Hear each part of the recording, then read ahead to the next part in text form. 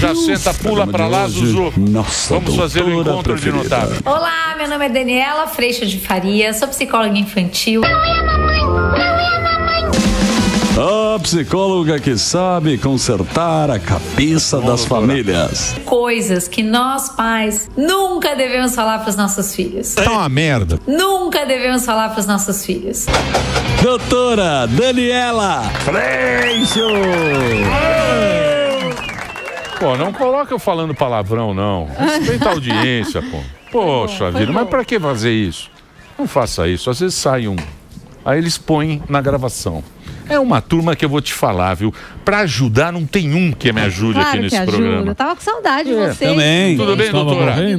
Como é que você você está? Está aqui o Guilherme Nós agora. já conversamos tanto. O que vocês estavam conversando? Sobre tudo isso, né? Sobre o quê? Sobre... Nossa, que curiosidade. Doutrinação? O oprimido e o opressor? Não, a gente não falou. Jojo Todinho. Não, sem dúvida não. A gente falou das nossas histórias, dos nossos processos de aprendizado. Foi terapêutico, né? Foi terapêutico e ela estava contando sobre a mudança de vida toda dela, na verdade. Mudança de paradigma, de visão, foi fantástico. De que ela foi para os Estados Unidos? Ela foi para os Estados Unidos. Olha, e a história você do lembra? furacão. A história do furacão. Sim. Nós estávamos discutindo aqui a educação da molecada. Sim. E teve agora essa série. Eu achei uma porcaria. Você não gostou? Eu achei uma porcaria. Porque eu achei ruim. Eu Mas achei o que você achou ruim? Eu achei clichê, achei ruim. Eu não gostei. Concordo. Eu não gostei. Achei clichê. Eu gostei de algumas coisas, mas de fez outras sucesso. não. Fez sucesso, parabéns. Eu acho que se as pessoas gostaram, Se você ótimo. gostou. Não interessa se eu gostei ou não. Não, tá bom, mas vamos entender a... Então, o que eu quero... A pauta é o quê? É você interferir no celular do seu filho. Na privacidade. Na A privacidade do seu Filhos têm filho. privacidade. É. Sabe o que eu estava pensando? A privacidade, ela é uma consequência de uma pessoa que tem senso crítico, controle emocional, habilidade de encontrar o próximo, se respeita, sabe o que é certo e errado. E a gente vem vindo, né, tudo a ver com o que o Guilherme veio falando também, desse espaço de pais que sim, tiveram educação do melhor possível dos nossos pais, mas que buscam filhos agradados, filhos satisfeitos, filhos atendidos. E nisso, a gente deu um carro na mão de uma criança de 12 anos, entende? Eu estava até lembrando disso. Para aprender a dirigir nos Estados Unidos, a criança começa, adolescente, com 15, um ano com um adulto sentado do lado.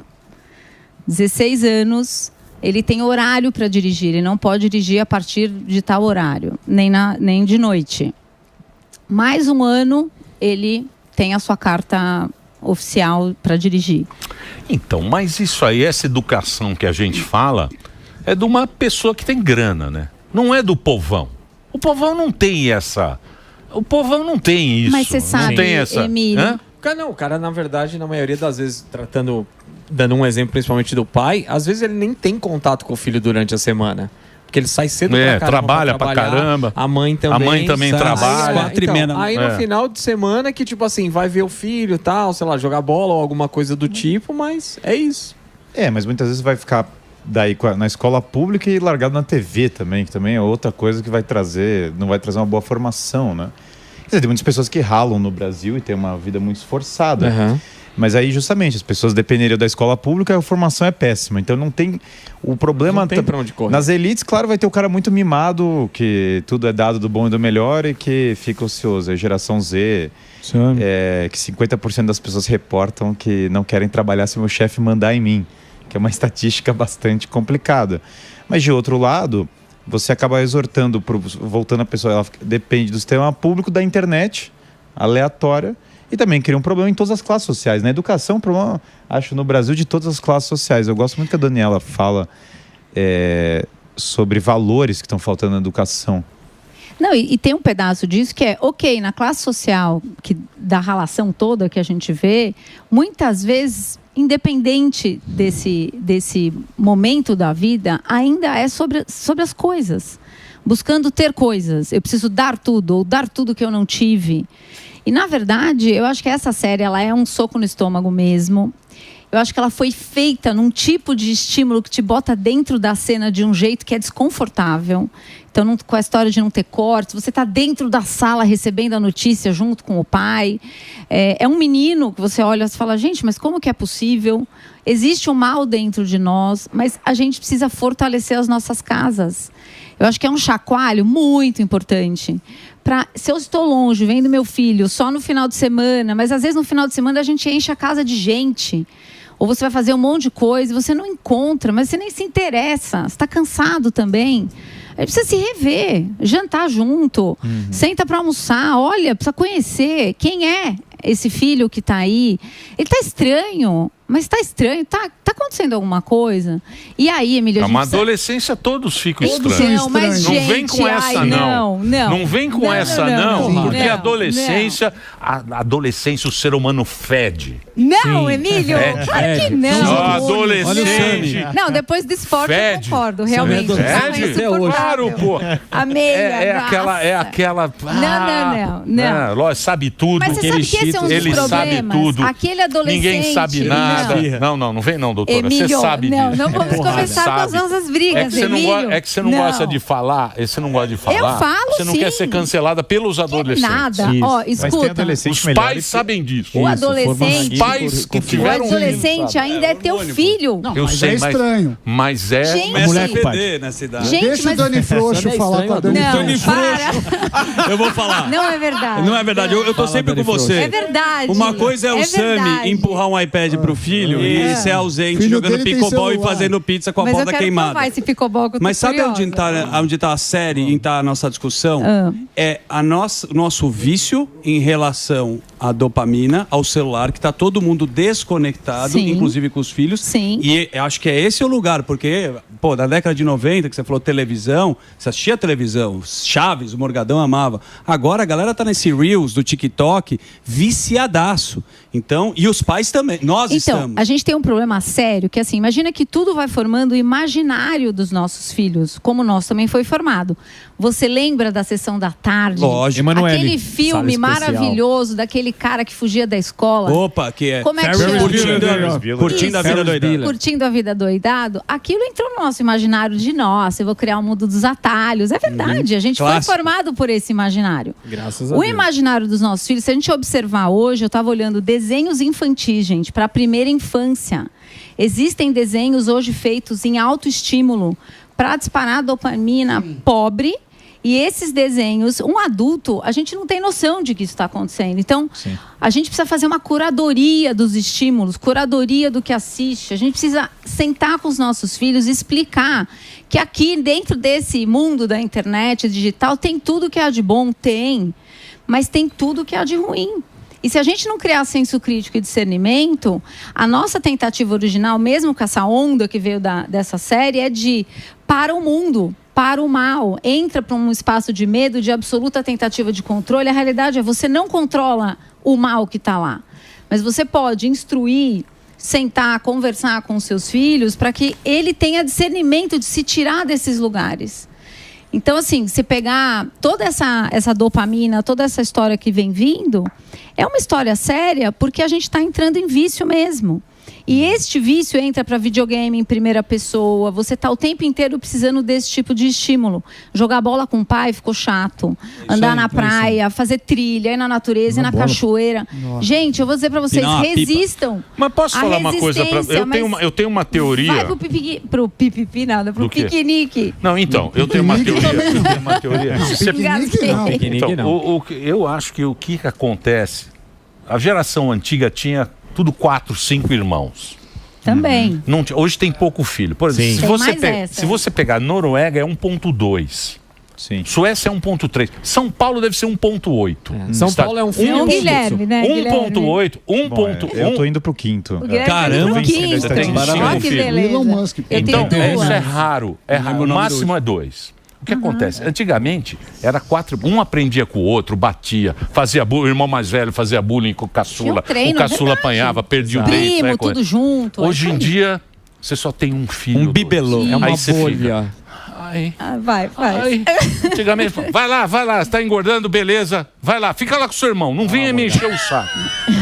Aí você ia aprendendo, você ia se vacinando na vida com os seus próprios irmãos. Você ia criando casca. Você ia criando casca. Com a família. Sim. O irmão protege o outro, mas mais bate no outro. Hoje em dia fica um filho. Ai, preciso ver essa criança, onde ele está agora. Aí põe um tag no filho. Então, mas ó, entendo. A pessoa põe um tag, eu falo, não faça isso. Tag não é nada. E quando anda com coleira de cachorro? E coleira de cachorro, então? Tag não é nada. Eu entendo tudo isso. Isso é terrível. É terrível. Isso é terrível. Só que tem um ponto que é o seguinte: a gente também viu isso na série, quando aquele pai. Ele fala que ele apanhou muito e que ele estava num espaço de orgulho de não bater nesse filho, né? De eu nunca bati nesse filho. Nós estamos vindo, a nossa geração de pais, ela é a mais, assim, tá muito complicado. Por quê? Porque esse pai ainda está numa ideia a respeito da própria dor equivocada. E esse pai está numa ideia de que ele precisa ser amado e gostado por esse filho. E aí ele entra para um efeito pendular mesmo de virar permissivo, omisso. Você olha as coisas e fala, ai não, é assim mesmo. Por isso que quando você fala adolescência é toda fedida e chata.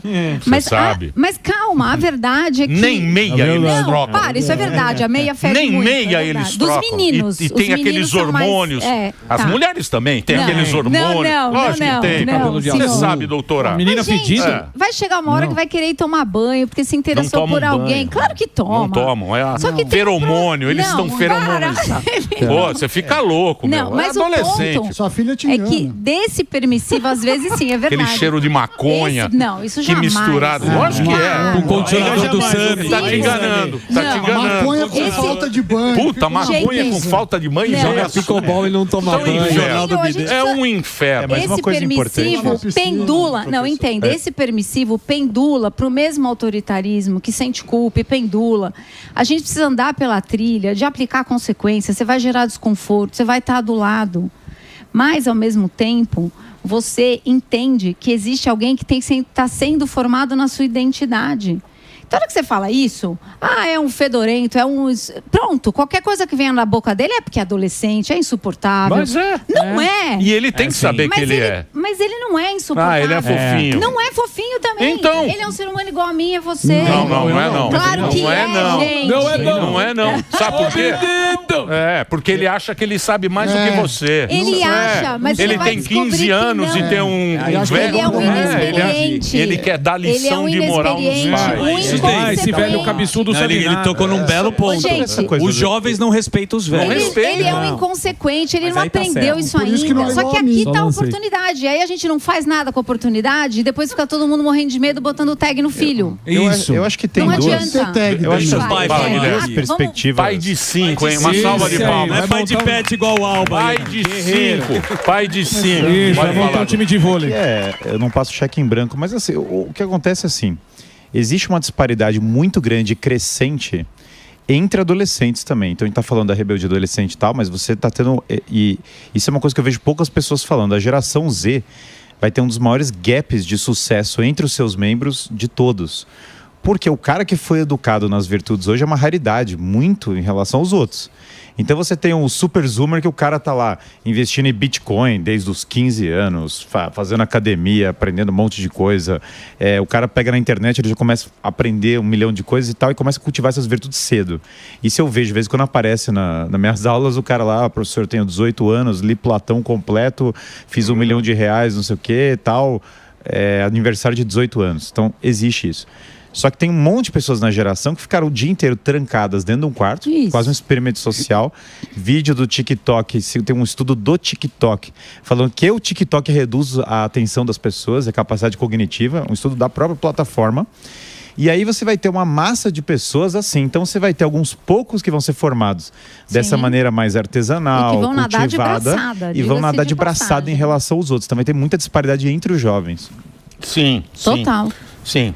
Então, mas o ponto é que família que a gente quer ser, que filho a gente quer formar. Mas você sabe que outro dia eu estava vendo, eu não sei onde foi isso, mas eu achei uma reflexão muito bacana, porque é o seguinte, se você for analisar esse mundo que a gente está no mundo dividido, certo? Segmentado. Então você vai pegar um pai, vamos pegar um pai fascista, Você fala, esse pai, ele é fascista. Não, eu achei muito bacana essa Isso foi o quê? Uma reflexão? Não, uma reflexão. Uma reflexão sobre tudo isso que a gente está discutindo. Então você pega um pai que você vai chamar esse pai de fascista que bate no filho. É muito fácil você identificar esse pai e saber que ele está fazendo errado com você, com a criança. Que ele bate naquela criança. Aí você vai pegar um pai progressista, que ele fala que o mundo, todo mundo é igual, que olha, você é igual a ele, você é igual, não tem errado, não tem certo, o mundo tem que ser bom para você, como tem que ser bom para todo mundo, o mundo é igual. Isso. Qual o pai, esse pai fascista, você vê que ele está fazendo mal, e o outro está mimando o filho. Então. Só que a gente não consegue identificar o mal que mimar um filho faz. Consegue identificar? Mais ou menos. Mas porque você está dando tudo para ela. Então, Emílio, mas a conta está chegando para nós enquanto sociedade, família, distância, pais apavorados. A gente está tendo uma oportunidade. Do quê? Como é que você vai mudar? Nossa, existe um caminho que esse é o caminho que eu trabalho todo dia. Você quer ser fascista? Não, existe um caminho de pais e mães seguindo os mesmos bons princípios e valores que chamam seus filhos a obedecer. Você vai aplicar consequência, mas você não vai ser... Tem uma passagem na Bíblia que diz: não irrite o seu filho. Você não vai agir com hipocrisia dentro da sua casa, de você ser rígido em cima dele e você fazer as mesmas coisas. Então, mas isso que você está falando do celular. Calma, isso distancia também, de todos os assuntos. Se você ser radical em cima do outro, mas a sua mentira é justificada, o seu celular é justificado. Se você usa o TikTok, deixa o seu filho usar. Porque não adianta nada você dar o exemplo para você. O exemplo não vai servir. Você não pode, só eu posso. Então, esse caminho que tem bons valores e princípios e que ele tem justiça, ele tem bons valores, verdade, honestidade, integridade, você vai olhar para o teu filho para corrigi-lo do lugar de quem também erra. Isso traz misericórdia para nossa casa, isso traz paz, isso traz verdade, isso traz perdão. E a noção de consequência, nada mais extraordinário do que você permitir um filho experimentar a escolha que ele fez imediata ali, e ele vai experimentar dor e desconforto. E a notícia para ele é: você não gostou? Não gostou dessa experiência aqui que você teve de ficar, que seja, sem seu videogame, porque você não cumpriu suas obrigações, ou qualquer coisa. Não faça mais, isso não acontece mais. Depende das tuas escolhas. A gente precisa plantar desde sempre a noção de consequência na cabeça dos nossos filhos. O autoritarismo, o fascista, como você descreveu, o que ele planta? Que eu só obedeço quando o guarda está lá. A gente foi essa geração. Então, aprende na dor. Mas, na verdade, o dia que o guarda... Mas, gente, o dia que o guarda não está, você não age corretamente. Então, isso não é bom. Agora, a educação permissiva e omissa, na verdade, ela está colocando os filhos na beira do penhasco em situações de extremo perigo.